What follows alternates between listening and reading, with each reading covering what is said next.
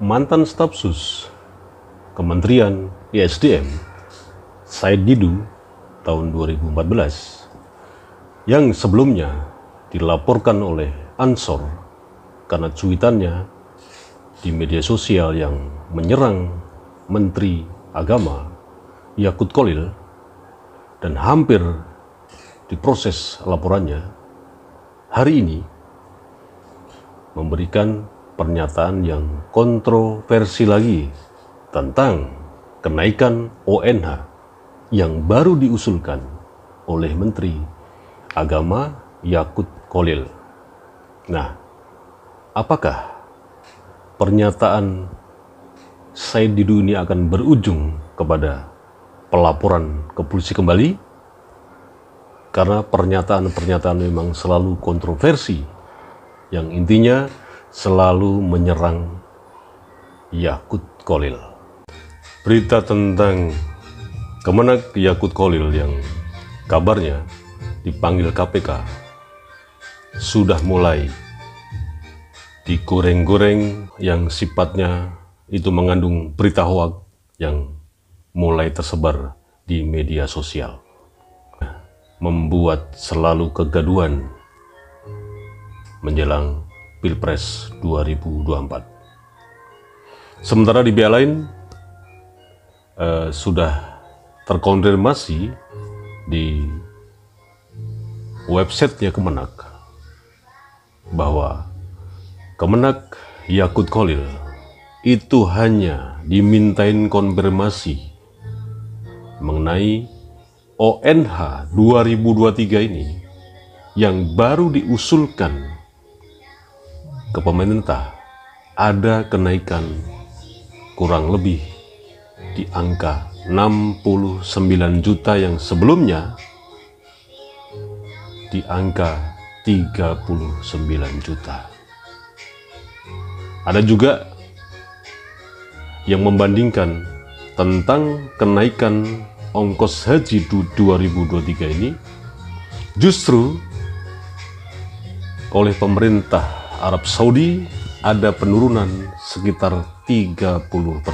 Nah, ini yang membuat mereka atau para oposisi, Basr dan lain sebagainya dijadikan bahan untuk menyerang khususnya Kemenak Yakut Kholil, dan ini pasti akan merembet ke organisasinya di mana beliau dibesarkan, yaitu PBNU. Coba kita ikutin kabar yang sebenarnya seperti apa. Oke, kita buka website resmi dari Kemenak tentang kabar Yakut Kholil itu dipanggil KPK. Coba kita lihat. Menak dan KPK bertemu bahas biaya haji. Nah, sementara yang di tempat lain kan Menak dan KPK bertemu bahas biaya haji. Jakarta, Kemenak. Menteri Agama Menak Yakut Kholil hari ini Jumat 27 bulan 1 tahun 2003 menghadiri konferensi pers tentang biaya penyelenggaraan haji di Gedung Komisi Pemberantasan Korupsi. Hadir Wakil Ketua KPK Nurul Gufron, Nawawi Pomolango, dan Yohanes Tanak, serta Deputi Bidang Pencegahan dan Monitoring KPK, Pahala Nainggolan. Wakil Ketua KPK Nurul Gufron menerangkan bahwa KPK akan membersamai Kementerian Agama dan rakyat Indonesia terkait efisiensi penentuan biaya ibadah haji yang dibebankan kepada masyarakat calon jemaah haji.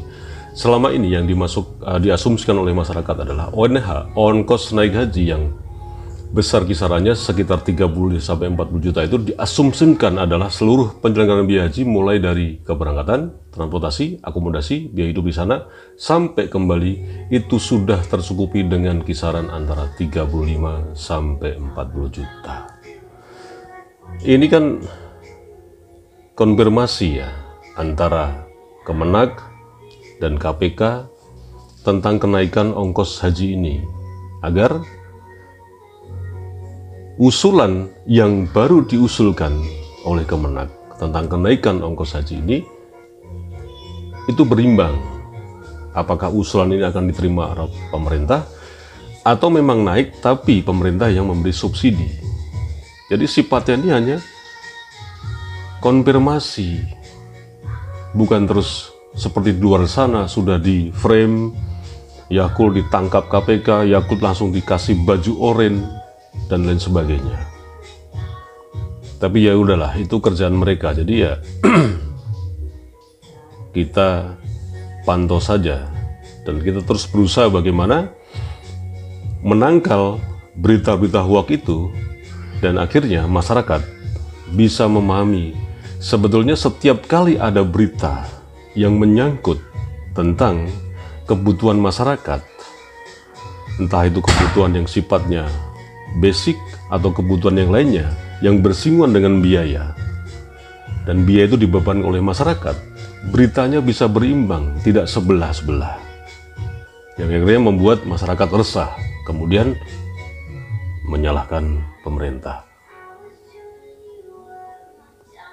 Biaya ONH ini baru diusulkan dari angka 35 juta menjadi 69 juta. Ada kabar dari pemerintah Arab Saudi, ada penurunan sekitar 30%. Nah, penurunan 30% ini juga coba Anda lihat. Penurunan 30% itu bukan penurunan semua ONH, ongkos naik haji.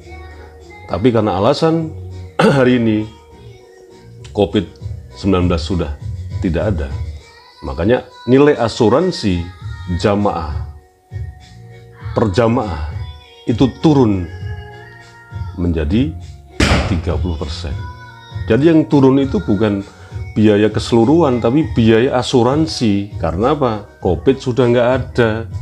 Ini perlu dijelaskan kepada masyarakat supaya tidak sekali lagi menjadi keresahan dan akhirnya menyalahkan pemerintah.